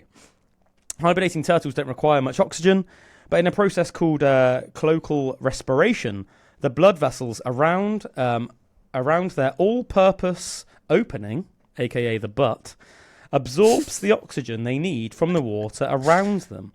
This ability is also seen in other animals, like some fish, and has inspired research into whether humans can in fact do this too. So you never know. I might try that later. You reckon you can breathe through your butthole? I'll come back to you guys and let you know. Go for a swim. People have like medicine up their butt sometimes, don't they? And it like really like it really works. Like, have you heard of that? Like, what's it called? Yeah. What? Because I heard of someone putting DMT up their butt. A human can fit two raccoons up their bum. What, people put DMT up their butt and trip balls? Yeah. Yeah, it's great. Yeah. Or like I've heard before of like people that are like worried they're going to get caught by the feds and they've got like loads of drugs on them and they put them up their butt. I've heard of that. And then like the baggie or whatever breaks, or maybe they put it in their butts without even anything, and they didn't realise that it was just going to get them like high as hell, and then they just I didn't know that happened. Yeah, and then they just have mental trips. It's happened at like airports and stuff before in the past. And well, did you say people can fit a raccoon? You can fit like 2 raccoons up your butt. Do you know that from personal testing? No comment. I heard about something called gerbling the other day as well. Wait a minute. Gerbling? Yeah. What, people putting gerbils up their bum? It was the police guy I did the video for of his show, and he was as a part of his stand-up he was telling a story about when they used to go to and do raids on like real like horrific like porn, like in like porn houses where they would sell all this like real graphic porn and stuff like that. And some of it was called gerbling, and they lube up these gerbils and put the gerbils up the butt, and then they're like because the gerbils like running around their anus. The poor gerbils. Mate, that is so weird. They probably die. And then they just poop them out and they're still alive because they're like, yeah. Oh. Mate, what is wrong with some people, man? I mean? I'm not saying stick a raccoon up your bum. Don't stick a raccoon up your bum. Wait. How accurate do you think this is, Imogen? Well, I've never tested it, so I wouldn't but know. where did you hear this raccoon butt theory? No clue. I heard it so long ago. A raccoon is so large, you wouldn't be like it would split your anus. You wouldn't be able to get a raccoon up your butt. Gerbils I can get on board with, but how do you know? I don't think that you could fit a raccoon up your ass. I don't know. I can't remember where I heard that's a sentence I never thought I'd say. I challenge you to fit a raccoon I don't think you could fit up your bum. I don't think you could fit a raccoon up your ass. Do not try this at home. Oh, so good. But yeah, going back to the breathing through your butt. Researchers apparently, some scientists devote their lives to some weird things, and I kind of envy them. Researchers are interested in finding new ways to make breathing easier for people under respiratory distress. I just licked the mic by accident. You licked it? Wasn't very nice, no. You licked it? By accident. Bit weird, isn't it? In studying mice and pigs, Dr. Takanori Takabe found that they could survive in normally lethal low oxygen conditions. So yeah, they found that mice and pigs could survive in normally lethal low oxygen conditions when a highly oxygenated liquid was injected up their anuses. So, I mean, bit disturbing that this guy is spending his time like, for the betterment of mankind, I will inject this pig with a highly oxygenated liquid into their butthole. And I will drive forward humanity with it. Why are you doing the accent? I don't know. I thought it'd be more immersive. Yeah, it's an immersive I thought experience. it'd be more immersive for everyone. Great. I'm Dr. Takanori Takabe. I'm trying to be full Japanese, but perfect. Full respect to the Japanese people, of course. Die-hard Dragon Ball Z fan over here. But yeah, crazy. I said some of the things. Imagine being like that. Like, you imagine being that guy's wife, and it's like, what have you been up to today, love? And he's like, I injected a pig's anus with some highly oxygenated liquid to see if it could breathe. So weird. Oh, okay. You want some? So yeah, apparently soon human trials are going to start where we're going to start putting this oxygenated liquid up humans' butts to see if they can survive swim underwater without breathing. And imagine that. That's how Waterworld starts. Kevin Costner. And they reckon that if they're successful, they're going to use it to help out astronauts and pilots and even like athletes and stuff like that. Yeah. So when you're in space, just inject that liquid. Well, yeah, when I'm in space casually, on the holidays I go on. Just inject it up your butt, and then fine, just breathing for ages. Yeah. Yeah. Very strange. Very strange. Let me find some more interesting. Have we got time for a quick Wheel of Fortune? We do. Let me knock out one more butt fact because I'm loving the butt facts. Yeah. Let me find one more. Oh, Drew, I've got you a load of drawings for your picture nice. today. All awesome. right. Loads of different. I'll show you them later. I'm not going to obviously put them on because everyone would have seen them. Different ones for different subjects. Yeah, you have to take some pictures. So just to give you a couple like.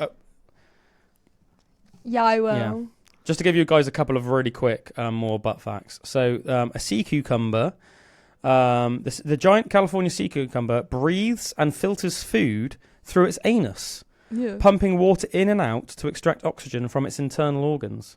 Yeah, so it breathes and eats through its butthole. I didn't know a sea cucumber was alive. I just assumed it was like a cucumber just floating in the ocean. Yeah, mad, isn't it? That's weird. And some scorpion species, like the Ananteris balzani, can lose their entire butt to escape a predator. I like how you went, but. So basically, when they're like escaped, they like basically just like shed their butts and run off. That's so weird. And then they regrow their butts. Oh, I wish like I when could a do slow that. That's cool. does it with his tail. Like a weird cool. Imagine if you were attacked in public and your butt cheeks just like drop, and then you just like tank it off, and there's just like a butt Distraction on the floor. Technique. That's so good. I'd never be caught. That's so good. I love that. I wish. Yeah. Do you reckon it grows back a different size each time? Maybe. It's like a regen. Like each time you like regen, you get like more. I hope so. I hope so. Get like Kim Kardashian for free. Yeah. Let me try and get one more butt fact for you guys. I had one about the worm, but I can't find it. Bum. It was one about basically it was about earthworms, about how basically its mouths and its butts are the same. Oh. But I mean, I've basically just told you. Yeah. So yeah, let's go on to the Wheel of Fortune. Yeah, it's time for the Wheel of Fortune. Hang on, with Imogen. I made a picture for it. Hang on. So we've got some Imogen facts that she's gathered. The Wheel of Fortune. Spin the wheel. I mean, you could have literally just shown the actual Wheel of Fortune. Yeah, but I didn't think of that, did I? Okay, fair enough. So yeah, this is what we're going to end the show on, folks. Let's see what facts Imo has for this week. I need to put the camera on you, Imo. Oh yeah, I do, don't I? Apologies. So this is Imo, Debbie McGee. You're horrible. Oh, I'm only joking. Go on then, ready? Spin the wheel. What's it going to land on? We've got fact 1, fact 2, fact 3, fact 4, or multi-fact. Fact 1. Fact 1. What's fact 1, Emma? Fact 1 is, so, according to the research by illicit encounters, 79% of women correctly guessed their partner was cheating compared to just 49% of men. Women were also twice as likely to confront their husbands and more than twice as likely to hire a private investigator when it comes to admitting affairs. Both sexes were around 85% women and 82% men denied when confronted. So more women denied it than men? Yeah, but women are more likely to find out than men. Do you think that's because men are more just like aloof, do you think? I think it's a bit like, oh yeah, I did it, so, you know. Like, yeah, oh, I've been caught, bummer. Now I got my I mean like because obviously like so it's like the men aren't as likely to find out their wives are cheating, right? Oh yes, yeah. So what I'm getting at is like, do you think that men are just like more like aloof, like they're just like do you know what I mean? Like they're not a little bit more clueless. They're not like women are better at like their intuition, their women's intuition is like almost like can sense that something's off. Yeah. So then they're gonna start digging. Do you reckon that's what it is? Yeah, probably. Whereas like a man's like so busy just going through his day-to-day life, he's like working, he's eating, he's pooping. He's doing his hobbies. He's chatting to his buds every now and again, and he's just oblivious to the world around him. Definitely. That's definitely what it is. Poor bros, man. Probably, poor bros. Yeah. That's so many. Trust your gut. That's so many men. That's almost many men. So that's like basically half of men don't find out their partners are cheating on them. I know. That's just a shame. Bless them. Cool. We should be paranoid, guys. Man. Yeah. Are we ready for the next one? Yeah, go on. That was a terrible spin. So I'll let you off. Multi-fact. So what have we got? This is the last one of the day. Multi-fact for our last fact of the day on or the facts, Wheel should we say? of Fortune. Okay, so a fact, because we just had stuff about bugs and insects. We've got you can smell ants. I thought you were going to say ass then. No, you can, you can smell ass. That was a spin. So you can smell ants. Many species of ants release strong-smelling chemicals when they're angry, threatened, or being squished. Trapjaw ants release chocolatey smell when annoyed, and that's a bit of a weird. Citronella ants earn their name from the lemony odour they give off. These are all nice smells, though. These guys suck at repelling people. Like, I'm annoyed. I really want this person to get away from me. Yeah, like I'm just gonna make a smell that smells like chocolate and lemon. Like we I'll pay eat to it. eat those things, Literally. ants, you idiots. I'll take back what I said about ants. You're gonna eat the ants. Imagine it backfired. It releases the chemical and Drew's just like starts licking them all up off the floor. And another quick fact. Yeah, go on. For the multi-fact, still linking to animals. Let's do it. Female ferrets die if they don't mate when they're in heat. Ah, me too. I can relate. Yeah, I've died inside 1,000 times. Right. And on that factoid, we're going to leave it there for another week, ladies and gentlemen. Thanks for joining us on today's PB. We hope that you've enjoyed our deep dive into the pros and cons, mainly cons, of the current criminal justice system, and enjoyed our anus facts, and of course, the Wheel of Fortune with Imogen Legg. Oh yeah. Until next week, we love you. You've been listening to PB. If you don't already, please go give us a follow on Instagram, TikTok, YouTube, Spotify. Just type in Pandora's Box Podcast. A little bit of everything. Yeah, please, like, comment, subscribe, all that good stuff. Really helps us out. Doesn't take too long for you guys, hopefully, but it's a really, really big help for us, guys. I said, have a great week. Until next time, we love you. Cheers.